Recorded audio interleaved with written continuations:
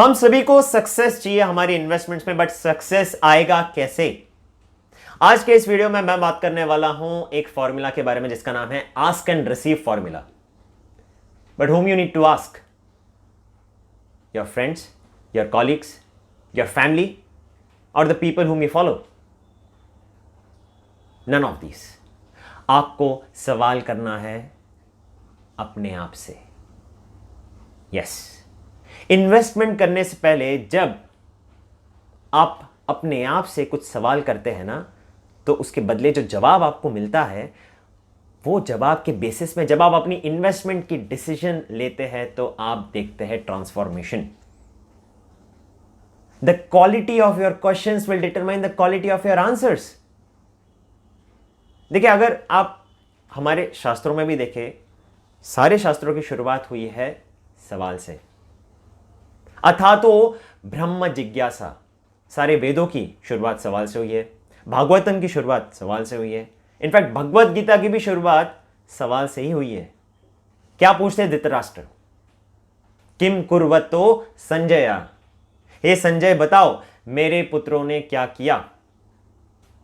आज के इस वीडियो में मैं धीरज हेगड़े इन्वेस्टमेंट एकेडमी से आपसे शेयर करने वाला हूं कुछ ऐसे सवाल जो आपको पूछना है अपने आप से before you decide to invest.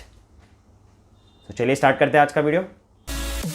तो अधिकतर लोग क्या सवाल करते हैं? नॉर्मली यही पूछते हैं, यार कितना मिलेगा। जब भी किसी फाइनेंशियल इंस्ट्रूमेंट में इन्वेस्ट करना रहता है तो पहली चीज हम देखते हैं कि भाई मेरे को रिटर्न्स कितना आ रहा है। बट अगर हम देखें, आज बुल मार्केट चल रहा है, returns is at all time high, and सबसे ज़्यादा मिस्टेक लोग इसी वक्त में करते हैं और उसको अंडू करते हैं बेयर मार्केट में। तो हमें जानना ये ज़रूरी है कि इन्वेस्टमेंट डिसीजन लेने से पहले कुछ ऐसे सवाल किए जाए जो हमें हमारे पर्सनल फाइनेंस में पीस में रखेगा। Guys, ultimately the important aspect that I would like to highlight here in this video today is financial peace. Nothing more is important than that. So चलिए बात करते हैं one by one about all the question. पहला सवाल आपको करना है कि क्या आपको बुखार तो नहीं हो गया फोमो का? FOMO means fear of missing out. अब ये चल रहा है एक आईपीओ, सब लोग इसके बारे में बात कर रहे हैं। सबको ऐसा लग रहा है कि मिस ना हो जाए, मैं भी इसमें कुछ कंट्रीब्यूशन कर लूँ, मैं भी ये स्टॉक खरीद दूँ, आगे फ़ायदा होगा। सब लोग इसके बारे में बात कर रहे हैं, सब लोग खरीद रहे हैं, तो चलो मैं भी खरीद लेता हूँ। Guys remember this thing, nobody in the history of the history has created history on the basis of buying stocks or anything on the basis of a herd mentality कि चलो यार सारी दुनिया करी तो मैं भी करता हूं। नो, ऐसा नहीं करना है। आपको जानना है पहले कि आपकी नीड क्या है, आपके गोल्स क्या, और उसके बेसिस में आप डिसीजन लीजिएगा। जस्ट बिकॉज सारी दुनिया करी तो मैं भी करूंगा, उसमें धोखा हो सकता है। तो पहले तो अपने आप से ये सवाल कीजिए कि क्या आपको ये बुखार तो नहीं हुआ है फोमो का। अगर उसके बेसिस में आप इन्वेस्टमेंट डिसीजन ले रहे हो तो फिर stop, don't do that. Find out your goal and then decide. दूसरा सवाल आपको करना है कि am I earning more than the risk free rate. अभी बहुत सारे एफडी निवेशकों के साथ क्या हो रहा है कि वो एफडी के रेट से नाखुश है और इस वजह से वो थोड़ा ज़्यादा स्ट्रेच करना चाहते हैं, और यहाँ पे अब जब वो ऐसे इंस्ट्रूमेंटों में पैसे डालने का सोच रहे हैं जहाँ पे उन्हें गारंटीड तरीके से ज़्यादा इंटरेस्ट, रिस्क फ्री से ज़्यादा, रिस्क फ्री अगर हम देखें हमारे भारत देश में अभी 6.5 करीब है, तो उससे अगर आपको ज़्यादा इंटरेस्ट कोई ऑफर कर रहा है, प्रॉमिस कर रहा है कि ये गारंटीड है आपको इतना मिलेगा ही मिलेगा मैच्योरिटी में, तो थोड़ा सावधान हो जाइएगा, बिकॉज उसमें भी रिस्क है। Nothing comes without risk. Risk free के आगे जो भी है वो रिस्की है। तो आप ये ज़रूर देखिएगा कि जो भी इंस्ट्रूमेंट में आप पैसे डाल रहे हो, क्या आपने उसकी रिस्क फैक्टर्स को अंडरस्टैंड की है या नहीं, तब भी इन्वेस्ट कीजिएगा। तीसरा सवाल आपको करना है अपने आप से कि क्या ये इंस्ट्रूमेंट दुख के समय में भी आपको स्टेबिलिटी, कंसिस्टेंसी दिखाएगा। दुख का समय मतलब बेरिश मार्केट। बुल मार्केट में तो सभी के रिटर्न्स पॉजिटिव ही होते हैं। ये बेसिस में डिसीजन मत लीजिएगा कि पिछले 1 साल में, 1.5 साल में परफॉर्मेंस इसकी बहुत अच्छी आई है, सबसे बेस्ट परफॉर्मिंग है, तो चलो मैं इसमें पैसे डाल देता हूँ। नहीं, ऐसा मत कीजिए। आपको डिसीजन लेना है not on the basis of absolute returns but on the basis of rolling returns, कि हर एक मार्केट साइकिल में इसकी परफॉर्मेंस कैसी रही है। देखिए, दुख में सुमिरन सब करे, सुख में करे ना कोई। जो सुख में सुमिरन करे उसको दुख काहे को होए, राइट? ये कबीर का एक दोहा जो मुझे अभी एकदम से ऐसा लगा कि आपसे शेयर करूं, बिकॉज इसके बेसिस में आप जब ये रोलिंग रिटर्न्स चेक करके इन्वेस्टमेंट डिसीजन लेते हैं तो वो प्रोडक्ट आपको दुख के समय में भी स्टेबिलिटी देगा, कंसिस्टेंसी देगा। चौथा सवाल आपको अपने आप से इन्वेस्टमेंट करने से पहले पूछना है कि क्या इस प्रोडक्ट को मेरे पोर्टफोलियो में ऐड करने से कोई लाभ होगा। देखिए, आप रैंडमली अपने इन्वेस्टमेंट डिसीजंस इस बेसिस में नहीं लेते कि यार चलो ये नया लॉन्च हुआ है तो चलो मैं ऐड कर देता हूँ पोर्टफोलियो में, ये नया एनएफ हुआ है तो चलो मैं इसको ऐड कर देता हूँ अपने पोर्टफोलियो में। नहीं, ऐसा अगर आप कर रहे हैं तो प्लीज़ स्टॉप इट, ऐसा मत कीजिए। बिकॉज आपको जेन्युइनली देखना है कि आप जो भी खरीदेंगे क्या वो कॉन्सेप्ट न्यू है, क्या उसको ऐड करने से पोर्टफोलियो में कुछ सुधार होगा, कुछ परफॉर्मेंस बेहतर होगा। ये आपको सवाल अपने आप से करना है। जस्ट रैंडमली एक लेट्स से ऑलरेडी आपके पास टेक कंपनीज है और एक नई टेक कंपनी ऐड कर दो आप अपने पोर्टफोलियो में, तो क्या फर्क पड़ेगा उससे कोई फर्क पड़ने नहीं वाला। इनफैक्ट आपके पास ज़्यादा एक ही सेगमेंट में या एक ही इंडस्ट्री के एक्सपोजर और आपकी बढ़ जाएगी। तो you need to be careful before you buy any new product. You need to ask first कि इज दिस रियली नीडेड। पांचवा सवाल आपको करना है अपने आप से कि क्या आप लॉक इन पीरियड अफोर्ड कर सकते हो।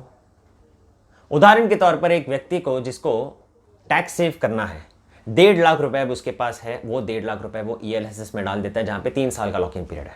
अब अगले साल ही उसकी शादी होने वाली है, तो वो 1.5 लाख रुपए जो उसको एक्चुअली शादी में स्पेंड करना था अब वो हो गया ब्लॉक। तो कभी कभार क्या हो जाता है, हम एक ही एंगल से सोचते हैं कि मुझे टैक्स सेव करना, मुझे टैक्स सेव करना, मुझे टैक्स सेव करना है, और वो डिसीजन ले लेता है।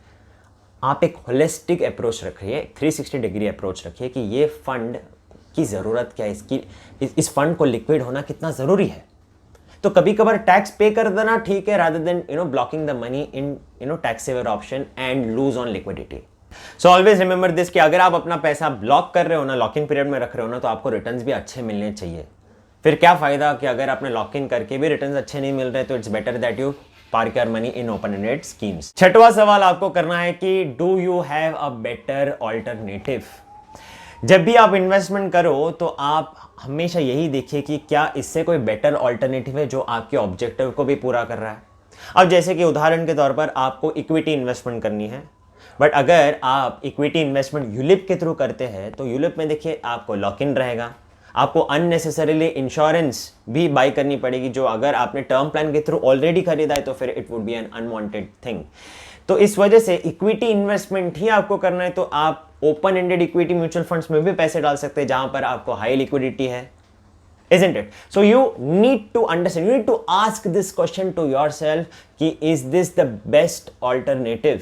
जो भी आपका ऑब्जेक्टिव है, figure out the best alternative and then invest. सातवां सवाल आपको अपने आप से इन्वेस्टमेंट करने से पहले पूछना है कि ये प्रोडक्ट में जो आप इन्वेस्ट कर रहे हो क्या ये हाईली रेगुलेटेड है या नहीं। अब जैसे कि जहाँ पर मैं रहता हूँ यहाँ पर एक बहुत ही मशहूर ज्वेलर हुआ करते थे, बहुत सालों से बिजनेस करते आ रहे थे, बट अभी उन्हें अपना बिजनेस वाइंड अप करना पड़ा और जो लोग उनके मंथली स्कीम्स में पैसे डाल रहे थे ज्वेलरी स्कीम्स में, आज उन्हें कुछ भी पैसा मिला नहीं। अब यहाँ पर देखिए ये एक अनरेगुलेटेड इंस्ट्रूमेंट है। आप जब कुछ एक्स्ट्रा रिटर्न्स के लालच में इन्वेस्टमेंट्स करते हो, वो भी एक ऐसे इंस्ट्रूमेंट में जिसमें रेगुलेशन नाम की कोई चीज़ ही नहीं है, कोई रेगुलेटरी बॉडी नहीं है उससे एसोसिएटेड, तो फिर आपका पैसा डूब सकता है। So you need to be very careful and you need to ask this question to you कि बेटर रिटर्न्स इंपॉर्टेंट है या हाई रेगुलेशन। आठवां और आखिरी सवाल, किन सारी बातों का ध्यान देना है इन्वेस्टमेंट करने के बाद भी। ये सवाल कीजिएगा इन्वेस्टमेंट करने से पहले कि किन चीज़ों को आपको मॉनिटर करना है, जो इन्वेस्टमेंट आपने किया है वो किन सारी चीज़ों पर डिपेंडेंट है। गवर्नमेंट बॉन्ड यील्ड पे डिपेंडेंट है, स्टॉक मार्केट्स पे डिपेंडेंट है, गोल्ड पे डिपेंडेंट है, इंटरनेशनल इक्विटीज़ पे डिपेंडेंट है। ये सारी डिस्क्लोजर्स, ये सारी इंफॉर्मेशन जानने के बाद ही आप आगे बढ़िएगा, because investment is not a one time thing, it is something that it's a process basically, जो आपको मॉनिटरिंग के थ्रू फॉलो करते रहना है और उसके बेसिस में अपग्रेड करते रहना है। तो ये भी सवाल ज़रूर कीजिएगा इन्वेस्टमेंट करने से पहले, बट अगर आपको उसके बदले में जवाब नहीं आता है तो it's a red flag, don't go ahead. देखिए पैसा कमाना बहुत डिफिकल्ट है, इस वजह से ensure that you are very cautious before you invest. ask the right questions so that you will get right answers, and on that basis you can take your investment decision. And remember, no question is a bad question. Right, thank you so much ये video देखने के लिए. This is Dheeraj from Hegde investment academy signing out. Thank you.